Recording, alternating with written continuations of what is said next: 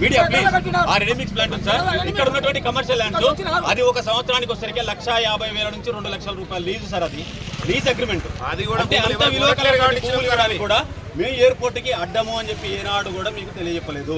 కేవలం మాకు కావాల్సినటువంటి హక్కుల కోసం మాత్రమే మేము పోరాటం చేయడం జరుగుతూ ఉంది. దయచేసి దీనికి కూడా పై అధికారులుగా మీరు కూడా ఖచ్చితంగా మాకు సహకరించాలని మా యొక్క వినవి. 4-5 కోట్లు వస్తుందండి.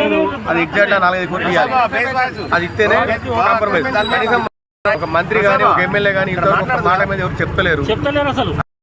ఒక మాట చెప్తున్నారు, రెండో మాట రెండో రోజు కలెక్టర్ గారు వచ్చి మీకు రోడ్డు ఇస్తామన్నది.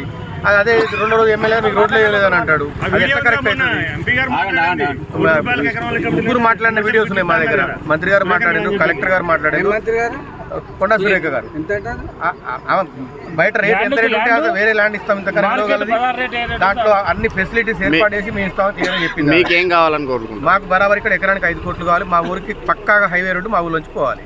బాబురు మాకు 5 కోట్లు పరిహారం ఇవ్వాలా, మాకు పక్కాగా రోడ్డు ఇస్తామని మినిస్టర్ గారు చెప్పాడు. మినిస్టర్ గారు ఆల్రెడీగా రోడ్డు ఇస్తామని చెప్పారు. 16 డబ్బులు 16 డబ్బులు ఇస్తామన్నారు.